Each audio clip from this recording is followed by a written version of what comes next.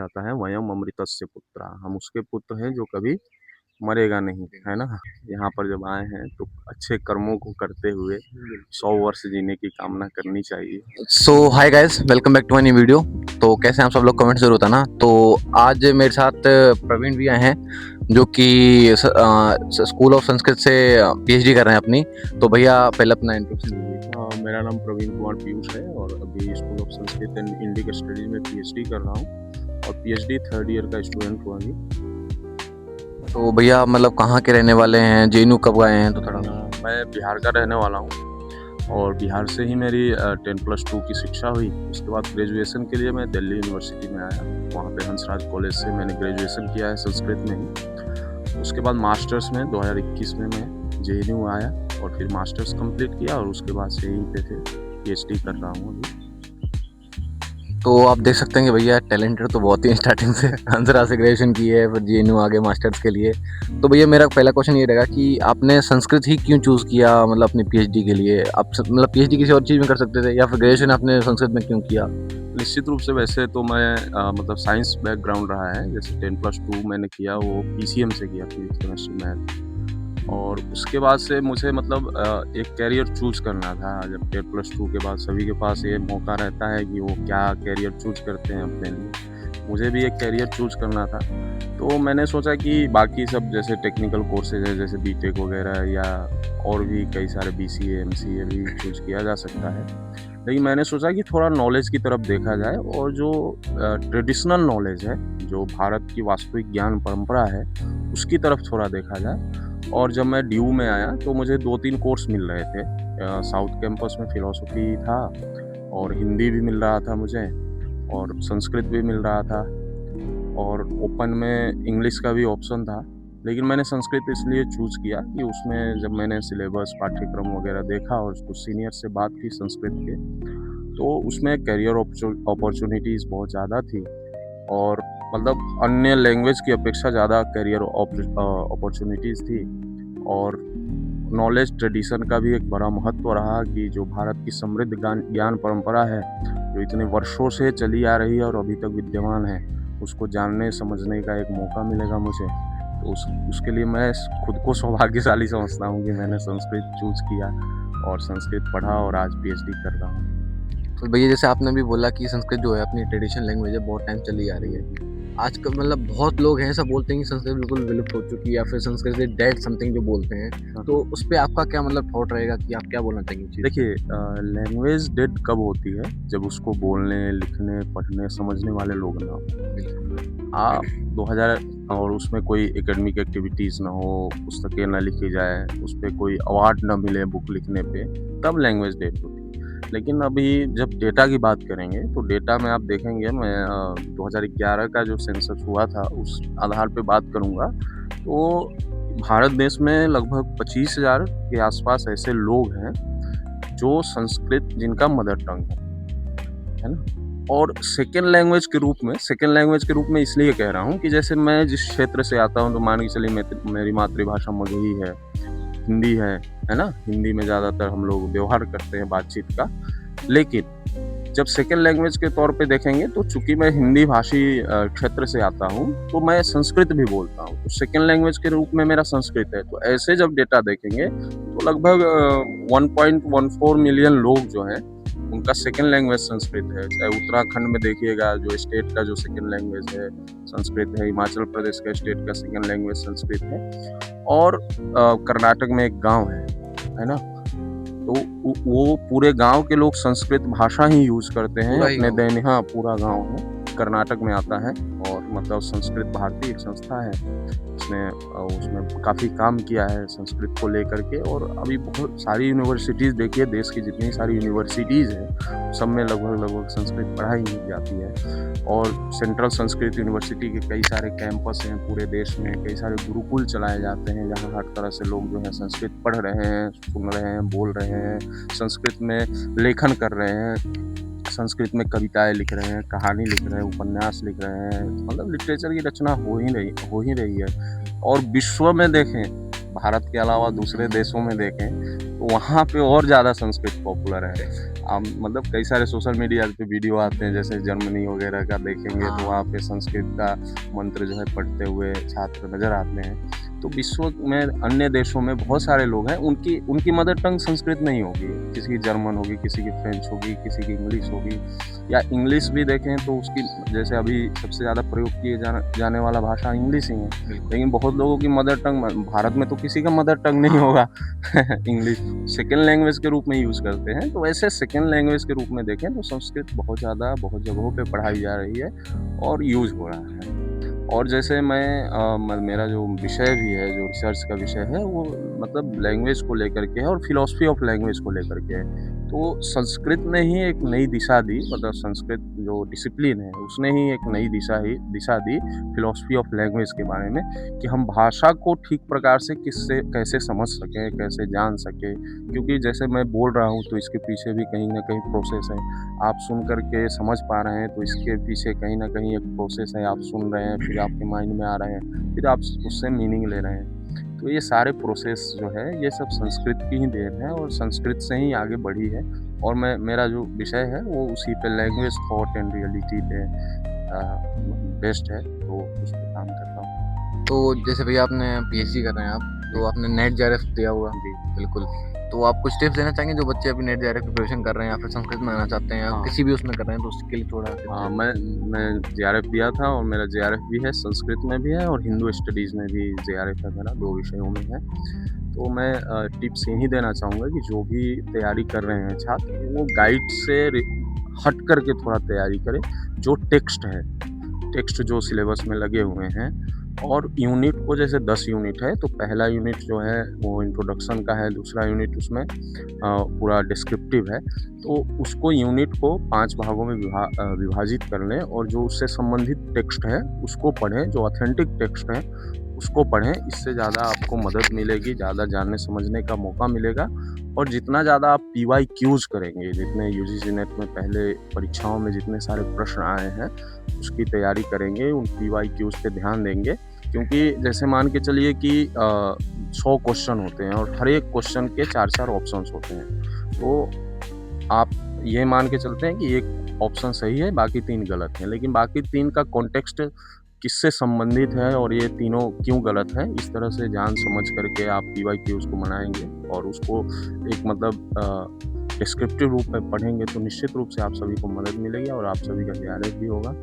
और पेपर 1 के लिए बहुत सारे ऑनलाइन वीडियोज़ हैं, उनको देख सकते हैं, बहुत सारे टेक्स्ट हैं, उनको समझ सकते हैं।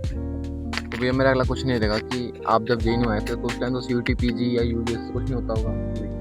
मतलब आपने जब डीयू में भी एग्जाम जब दिया हुआ उस टाइम भी सीयूटी नहीं होता होगा? नहीं, उस समय सीयूईटी नहीं था। हमने जब जेएनयू के लिए डीयू के लिए जब मैंने एग्ज़ाम दिया था तो उस समय डीयूईटी था, उसमें ईयर 2 था मेरा, ऑल इंडिया रैंक सेकेंड।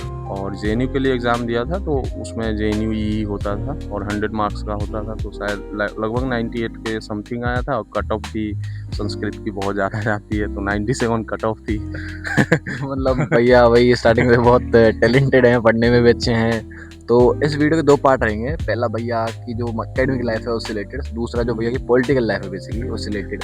तो मैं भैया को ये बोल रहा था कि भैया 2 वीडियो बनाएंगे जिससे, क्योंकि भैया एक क्या है कि थोड़े पॉलिटिकल फेस हैं जेएनयू में, मतलब अच्छे खासे पॉलिटिकल फेस हैं। तो इसके लिए सेकंड पार्ट आप देखिएगा, जो बच्चे जानना चाहते हैं जेएनयू में पॉलिटिक्स उनकी, मतलब हाँ एक क्वेश्चन मेरा रहेगा कि मेरे कमेंट्स करते हैं बच्चे कि जेएनयू में जो पॉलिटिक्स है वो बच्चों की पढ़ाई पे क्या इफेक्ट डालती है, मतलब डालती है या नहीं, वो थोड़ा सा बताइए। देखिए, पॉलिटिक्स क्या है ना, ये पार्ट है हमारे लाइफ का, हमारे सोसाइटी का, और पॉलिटिक्स से निश्चित रूप से हम प्रभावित होते हैं। सरकार की जो भी नीतियाँ आती है, जो भी पॉलिसीज़ बनते हैं, उससे हमारा कहीं न कहीं हमारा शिक्षा प्रभावित होता है, हमारा रहन-सहन प्रभावित होता है। तो पॉलिटिक्स हमारा पार्ट है और जेएनयू में जब आते हैं तो इन चीज़ों को लेकर के आप सजग हो जाते हैं, इन चीज़ों पे अपनी बात रखने लगते हैं, इन मुद्दों को उठाने लगते हैं।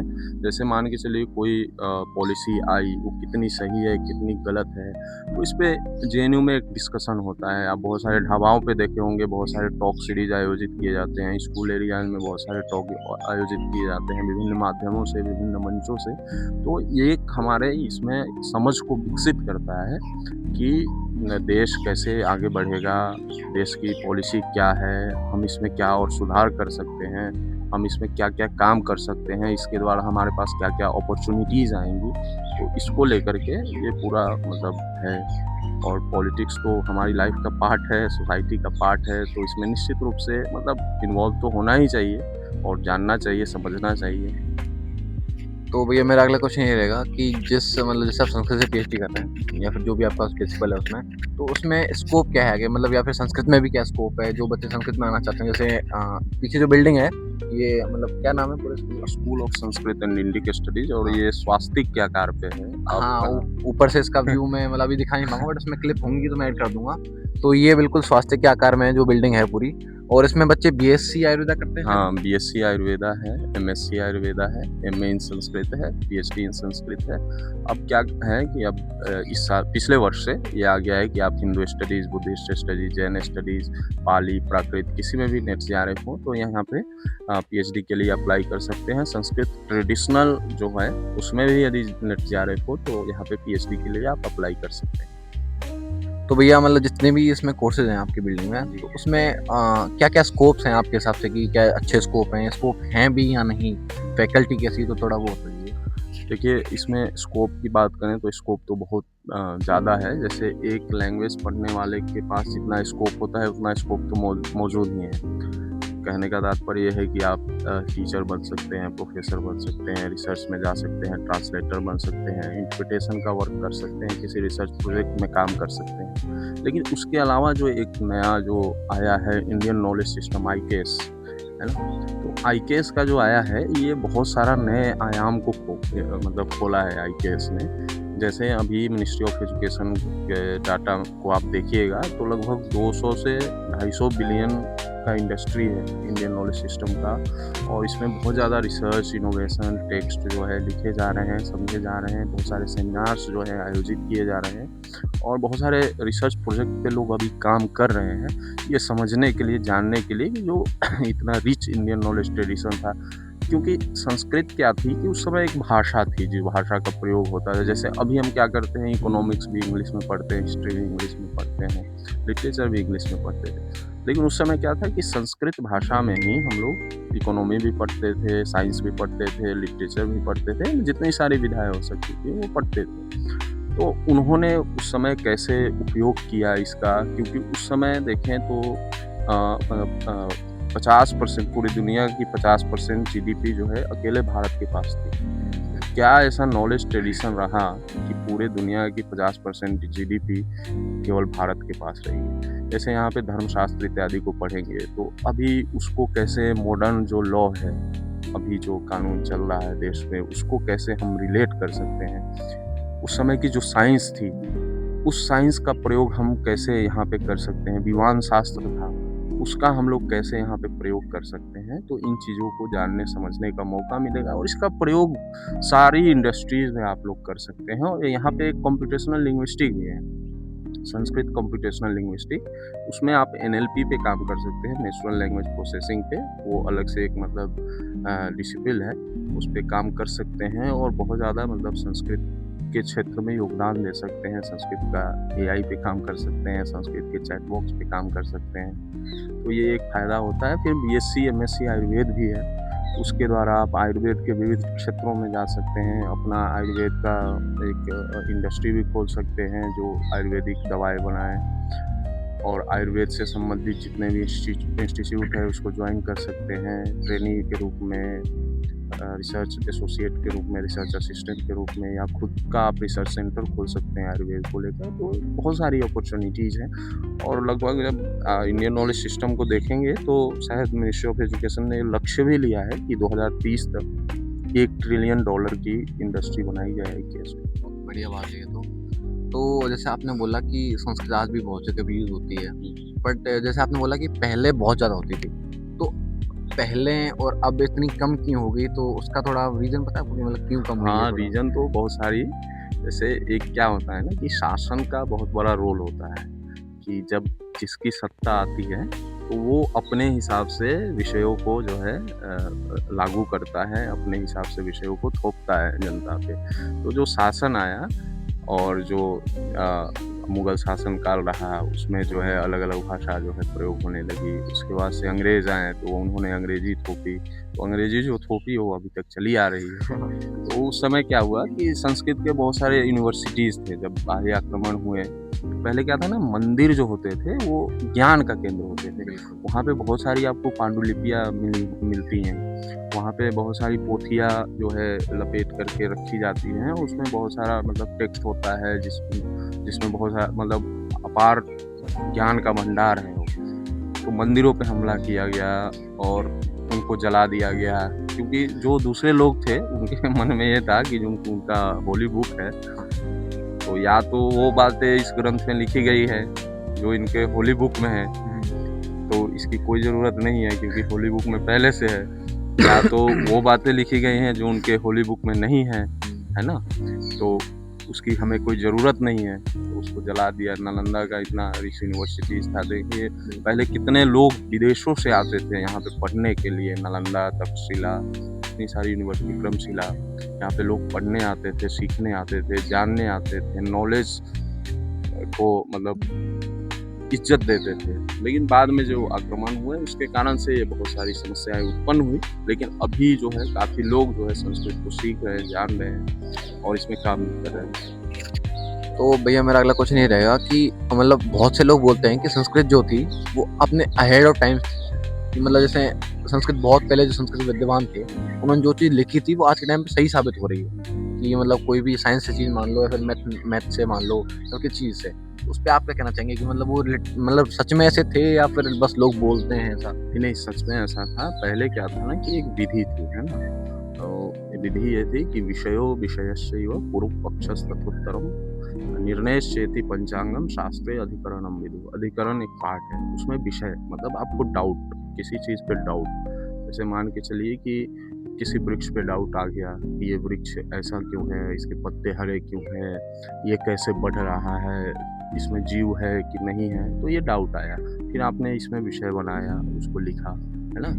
और इसमें पूर्व पक्ष आया। पूर्व पक्ष आया जो मतलब आपका विरोधी हो, तो मतलब विरोधी का डाउट लेकर के आप सारी चीज़ों को लेकर के आए। फिर आपने अपना रिसर्च के माध्यम से, डेटा के माध्यम से उसका जवाब दिया और लास्ट में इसका कंक्लूजन आता था। तो ये पूरी तरह से एक रिसर्च मेथोडोलॉजी थी हमारी कि पहले आप डाउट लेकर के आइए, फिर उसमें वो डाउट को रखिए कि किस प्रकार का ये डाउट है आपका, फिर उसमें पूर्व पक्ष आएगा, फिर उसका उत्तर पक्ष आएगा, फिर लास्ट में उसका कंक्लूजन आएगा। तो ये रिसर्च का एक पूरी तरीके से मेथड था, तो उसको अप्लाई किया जाता था उस समय। और हम लोग जो वेद है, वेद का असली जो अर्थ है वो है नॉलेज, और नॉलेज उसको कहते हैं जो किसी भी काल में जिसका बाध ना हो सके। जैसे उदाहरण के लिए एक वाक्य किसी ने कहा कि जो है सूरज का चक्कर जो है पृथ्वी लगाता है ना?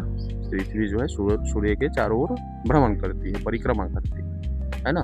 तो ये जब बात कही गई तो ये किसी भी काल में, किसी भी समय में ये गलत नहीं हो सकती। वो चाहे अभी ले लीजिए, 100 साल बाद ले लीजिए, 1000 साल बाद ले लीजिए, 1000 साल पहले लीजिए, सेम चीज़ वेद का है। वेद में ऐसे नॉलेज को रखा गया जो प्योर है, जो किसी काल में जिसका बाध नहीं किया जा सकता है, किसी टाइम में जिसका बाध नहीं किया जा सकता है। तो इसी कारण से उस समय की बातें आज भी लागू हो रही हैं, आज भी जो है प्रासंगिक हैं, उसका रेलेवेंस आज भी बरकरार है। तो भैया मेरा अगला क्वेश्चन ये रहेगा कि आज की जो जनरेशन जेन जी जो है बेसिकली, उनको संस्कृत पढ़नी चाहिए? अगर पढ़नी चाहिए तो क्यों पढ़नी चाहिए? उनकी मतलब लाइफ पे क्या इफेक्ट पड़ेगा उस चीज़ से, अच्छा या बुरा जो भी है, तो थोड़ा बहुत। जेन जी को निश्चित रूप से संस्कृत पढ़नी चाहिए। संस्कृत इसलिए पढ़नी चाहिए कि वो अपने वास्तविक मूल को पहचान सके। जैसे एक वेद मतलब एक कहावत कहा जाता है, वयम अमृतस्य पुत्रा, हम उसके पुत्र हैं जो कभी मरेगा नहीं, है ना? अमृत के पुत्र हैं। तो हम जब ऐसे के पुत्र हैं जो कभी मरेगा नहीं, तो निश्चित रूप से उसको जानना चाहिए कि हमारा पूर्वज कौन था, हमारा ट्रेडिशन क्या रहा है, और अगर आप कुछ नहीं पढ़ पा रहे हैं तो आप श्रीमद् भगवत गीता ज़रूर पढ़िए। आप एथिक्स के जो नीति शतक आदि ग्रंथ हैं उसको ज़रूर पढ़िए, क्योंकि उससे आपको अपने जीवन को समझने में, जानने में सहायता मिलेगी। और जो डिप्रेशन आदि का भी शिकार हो रहे हैं आजकल जिन जी, तो जब ये इन सब ग्रंथों को पढ़ेंगे तो उनको वास्तविकता पता चलेगी, और जो अन्य चीज़ों में उनका ध्यान रहता है उसे निपटेंगे, और उनका जो एक मानसिक बल है वो मजबूत होगा, मानसिक संतुलन है वो मजबूत होगा, और वो अच्छे से अपने अपने कार्य क्षेत्र में कार्य कर पाएंगे। तो भैया एक आज का लास्ट क्वेश्चन कि एक कोई संस्कृत श्लोक बोले जिससे किसी मतलब जो भी देख रहा है वीडियो को उसको थोड़ा मोटिवेशन है कि हाँ भैया, थोड़ा बोल के बाद उसका मतलब बताइएगा कि थोड़ा संस्कृत श्लोक कौन सा बोलूं? मतलब कोई भी आपको आ रहा हो कि थोड़ा थोड़ा मोटिवेट हो जाए इंसान की हाँ मतलब सबसे अच्छी लैंग्वेज है, आपको उसको पढ़ने का मन करे कुछ भी। एक मतलब ईशावास्य उपनिषद का है कि कुर्वन्नेवेह कर्माणि जिजीविषेच्छतं समाः। यहाँ पर जब आए हैं तो अच्छे कर्मों को करते हुए 100 वर्ष जीने की कामना करनी चाहिए। तो आप सब भी जो है अच्छे कर्मों को करते हुए 100 वर्ष तक जिए, यही मेरी कामना है। तो जैसा कि भैया ने बोला कि अच्छे काम कीजिए, 100 वर्ष तक जीजिए, बिल्कुल ऐसा करिएगा। और आज की जो वीडियो रहेगी वो यहीं तक रहेगी, मतलब इसके 2 पार्ट्स बनेंगे। बता दिया मैंने आपको, पहला एकेडमिक लाइफ के ऊपर, दूसरा हो गया पॉलिटिकल लाइफ के ऊपर। तो इसके सेकंड पार्ट के लिए आप बिल्कुल मेरे को सब्सक्राइब कीजिएगा। और सेकंड पार्ट में लाऊँगा थोड़ा, मतलब इस वीडियो को डालने थोड़ा जल्दी ही ले आऊँगा, ज़्यादा टाइम नहीं लाऊँगा। और सेकंड पार्ट बिल्कुल देखिए, जो लोग बोलते हैं कि जेन्युइन पॉलिटिक्स कैसी है, तो वो पूरी पॉलिटिक्स मतलब अनफोल्ड कर दी गई है, थोड़ा खोल दी गई है कि जेन्युइन पॉलिटिक्स क्या है, कैसी है। तो सेकंड पार्ट जरूर देखेगा। And like share subscribe the video. तो भैया आप भी बोल दीजिए। प्लीज़ लाइक कीजिए, सब्सक्राइब कीजिए, और सेकंड पार्ट को ज़रूर देखिए। और काफ़ी अच्छा कंटेंट बनाते हैं, तो आप लोग ज़रूर इससे ज़्यादा से ज़्यादा सीखने को मिलेगा इनके कंटेंट से। So thank you guys, love you all.